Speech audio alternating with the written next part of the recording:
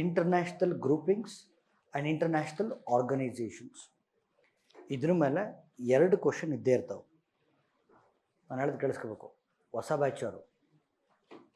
Okay, international groupings and international organisations ಮೇಲೆ 2 question ಇದ್ದೇ ಇರ್ತವೆ. ಹಾಗಾದರೆ ಅಂತಾರಾಷ್ಟ್ರೀಯ ಗುಂಪುಗಾರಿಕೆಗಳು ಅಥವಾ ಅಂತಾರಾಷ್ಟ್ರೀಯ ಸಂಸ್ಥೆಗಳು ಡಿಫರೆನ್ಸ್ ಏನು ನೋಡಿ. ಲೆಸನ್, ಒಂದಷ್ಟು ದೇಶಗಳು ಸೇರ್ಕೊಂಡು ಒಂದು ಗ್ರೂಪಿಂಗ್ ಮಾಡ್ಕೊಂಡಿರ್ತಾರೆ. ಆಯಿತಾ? ಫಾರ್ ಎಕ್ಸಾಂಪಲ್ ಬ್ರಿಕ್ಸ್ ಅಂತಿದೆ. BRICS is a grouping. ಆಯಿತಾ? Brazil, Russia, India, China, South Africa. This is called as grouping. ಗುಂಪುಗಾರಿಕೆ ಅಥವಾ ಒಕ್ಕೂಟ ಅಂತ ಕರ್ಕೊ. ಬಟ್ ಒಂದು ಉದ್ದೇಶಕ್ಕೋಸ್ಕರ ಎಲ್ಲರೂ ಸೇರ್ಕೊಂಡಿರ್ತಾರೆ. That is called as organisation. For example international solar alliance. ಅಲ್ಲಿ ಇಂಟರ್ನ್ಯಾಷನಲ್ ಸೋಲಾರ್ ಅಲಯನ್ಸಲ್ಲಿ ದೇಶಗಳು ಇಂಪಾರ್ಟೆಂಟಾ, ಉದ್ದೇಶ ಇಂಪಾರ್ಟೆಂಟಾ? ಇಂಟರ್ನ್ಯಾಷನಲ್ ಬಿಗ್ ಕ್ಯಾಟ್ ಅಲಯನ್ಸ್, ದೇಶಗಳು ಇಂಪಾರ್ಟೆಂಟಾ, ಉದ್ದೇಶ ಇಂಪಾರ್ಟೆಂಟಾ? That is international organisations. ಗ್ರೂಪಿಂಗ್ಸಲ್ಲಿ ದೇಶಗಳು ಇಂಪಾರ್ಟೆಂಟಾ, ಉದ್ದೇಶ ಇಂಪಾರ್ಟೆಂಟಾ? ದೇಶಗಳು ಇಂಪಾರ್ಟೆಂಟ್. ಅರ್ಥ ಆಯ್ತಾ? ಹಾಗಾದರೆ ಇಂಟರ್ನ್ಯಾಷನಲ್ ಗ್ರೂಪಿಂಗ್ಸ್ ಮತ್ತು ಇಂಟರ್ನ್ಯಾಷನಲ್ ಆರ್ಗನೈಸೇಷನ್ಸ್ ಓದಬೇಕಾದ್ರೆ ಯಾವ ಥರ ಓದಬೇಕು? ಸ್ಟ್ರಕ್ಚರ್ ಬಂದು international groupings or organisations. Kannada medium ಅವರು ಅಂತಾರಾಷ್ಟ್ರೀಯ ಗುಂಪುಗಾರಿಕೆಗಳು, international groupings or international organisations. ಅಂತಾರಾಷ್ಟ್ರೀಯ ಗುಂಪುಗಾರಿಕೆಗಳು ಮತ್ತು ಸಂಸ್ಥೆಗಳು. ಆಯಿತಾ? ಫಸ್ಟ್ ನೇಮ್, ಹೆಸರು.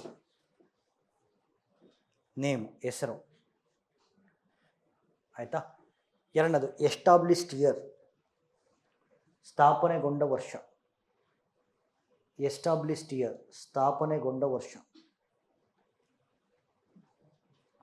ಓಕೆ, ಸ್ಥಾಪನೆಗೊಂಡ ವರ್ಷ. ಹೆಡ್ ಕ್ವಾರ್ಟರ್ಸ್, ಪ್ರಧಾನ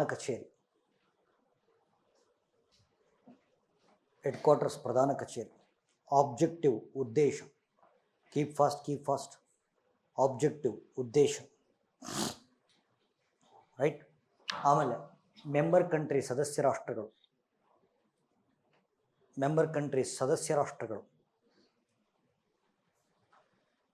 ಆಯಿತಾ? ನೆಕ್ಸ್ಟ್ ಇಂಡಿಯಾಸ್ ಮೆಂಬರ್ಶಿಪ್, ಭಾರತದ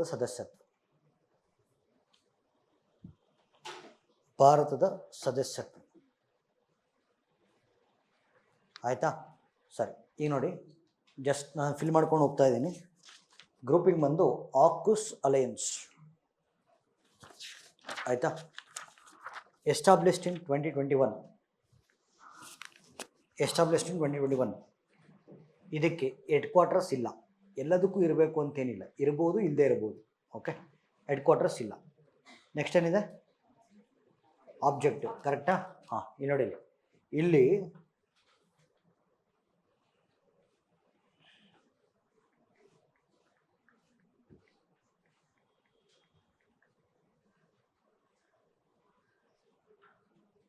ಓಕೆ, ಸೊ ಈ ಭಾಗವನ್ನು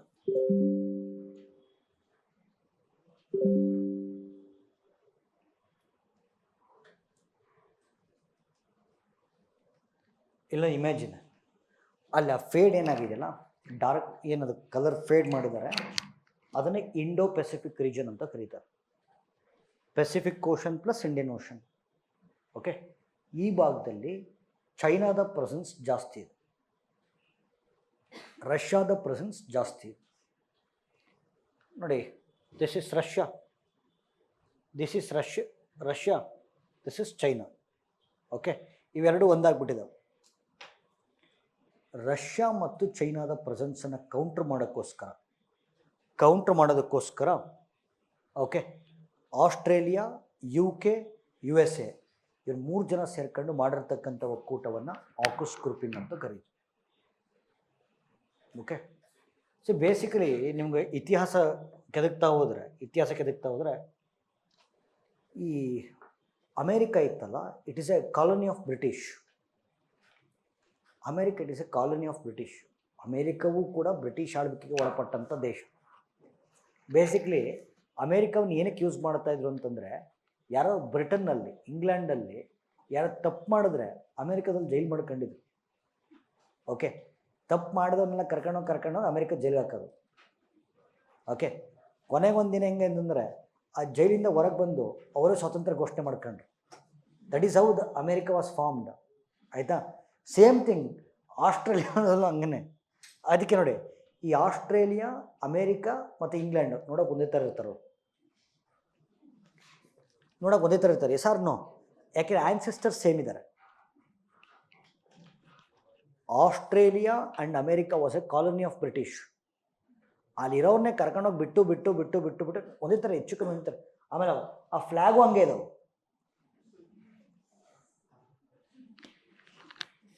ಏನು ಒಂದು 4 ನಕ್ಷತ್ರ ಜಾಸ್ತಿ ಇದಾವೆ ಅಷ್ಟೇ.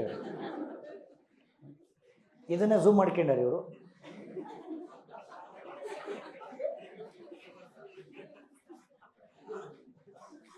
ಆ್ಯನ್ಸೆಸ್ಟರ್ಸ್ ಒಬ್ಬರೇ, ಪೂರ್ವಜರು ಒಬ್ಬರೇ ಅವರು. ಅದಕ್ಕೆ ಫ್ಲ್ಯಾಗು ಸೇಮು, ನೋಡೋಕ್ಕೂ ಸೇಮ್ ಎಲ್ಲಂಗಿದ್ದಾರೆ. ಓಕೆ, ಸೊ ಇವ್ರು 3 ಜನ ಸೇರ್ಕೊಂಡು ಒಂದು ತ್ರಿಪಕ್ಷೀಯ ಒಕ್ಕೂಟವನ್ನು, ಅಂದರೆ ಟ್ರೈಲ್ಯಾಟ್ರಲ್ ಗ್ರೂಪಿಂಗ್ ಮಾಡ್ಕೊಂಡಿದ್ದಾರೆ. This is called us ಆಕುಸ್ grouping. ಆಕುಸ್ grouping. So AU stands for Australia, UK stands for ಉತ್ತರ ಕರ್ನಾಟಕ ಅಲ್ಲ, ಯುನೈಟೆಡ್ ಕಿಂಗ್ಡಮ್ಮು US. ಆಯಿತಾ? ಇದರಲ್ಲಿ ನೋಡಿ, ನಾನು ಆಬ್ಜೆಕ್ಟಿವ್ ಹೇಳ್ತಾ ಇದ್ದೀನಿ. ಇದರಲ್ಲಿ ಏನು ಗೊತ್ತಾ ನೋಡಿ, ಬೇಸಿಕಲಿ ಇಂಡೋ ಪೆಸಿಫಿಕ್ ರೀಜನಲ್ಲಿ ಸೆಂಟ್ರ್ ಆಗಿದೆ ಆಸ್ಟ್ರೇಲಿಯಾ, ರೈಟ್?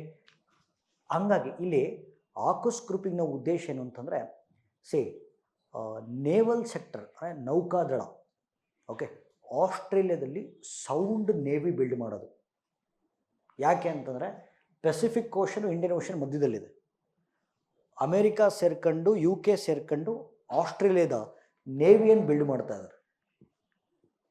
ಯುದ್ಧ ನೌಕೆಗಳನ್ನು ಕಟ್ಟೋದು, ಸಬ್ಮರೀನ್ಗಳನ್ನು ಕಟ್ಟೋದು.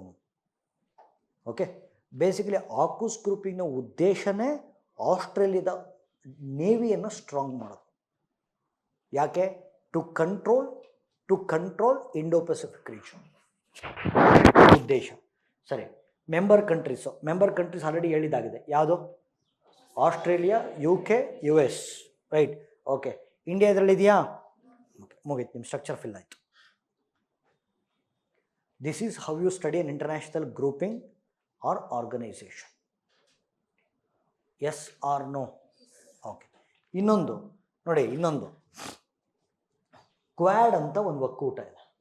ಓಕೆ, ನಮಗೆ ರಷ್ಯಾ ಕ್ಲೋಸ್ ಫ್ರೆಂಡ್ ತಾನೆ, ಹಂಗಾಗಿ ನಾವು ಆಕುಸಿಗೆ ಸಪೋರ್ಟ್ ಮಾಡಿಲ್ಲ. ಆಯಿತಾ? ಆದರೆ ಇನ್ನೊಂದು ಹೇಳ್ತೀನಿ ನೋಡಿ.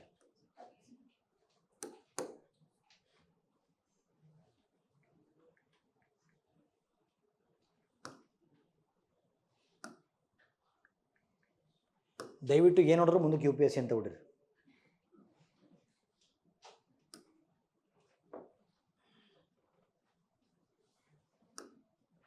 ಓಕೆ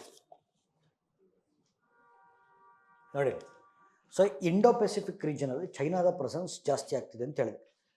ಚೈನಾವನ್ನು ಕೌಂಟರ್ ಮಾಡೋಕ್ಕೋಸ್ಕರ 4 ದಿಕ್ಕಿನಿಂದ 4 ದೇಶಗಳು ಒಂದಾಗಿದ್ದಾವೆ. Okay, Bharat, Japan, America, Australia. Okay, this grouping is called as Quad.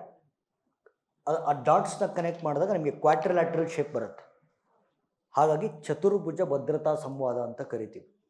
Quadrilateral security dialogue, Quad. But ಕ್ವಾಡಲ್ಲಿ ಇಂಡಿಯಾ ಇದೆಯಾ? ಇದೆ. ಓಕೆ, ಸೊ ಈ ಕ್ವಾಡ್ ದೇಶಗಳು ಸೇರ್ಕೊಂಡು ವರ್ಷಕ್ಕೊಮ್ಮೆ ಇಲ್ಲೊಂದು ನೌಕಾ ಸಮರಾಭ್ಯಾಸವನ್ನು ಕಂಡಕ್ಟ್ ಮಾಡ್ತವೆ. That is called as Malabar. Okay, so Malabar exercise ಅಂತ 4 ದೇಶಗಳು ಸೇರ್ಕೊಂಡು ವರ್ಷಕ್ಕೊಮ್ಮೆ ಒಂದು ನೇವಲ್ ಎಕ್ಸಸೈಸನ್ನು ಕಂಡಕ್ಟ್ ಮಾಡ್ತಾರೆ, which is called as Malabar. Understanding? Yes or no? Okay fine. Okay, ಏನಕ್ಕೆ ನ್ಯೂಸಲ್ಲಿದೆ ಓದಿ ಅದು.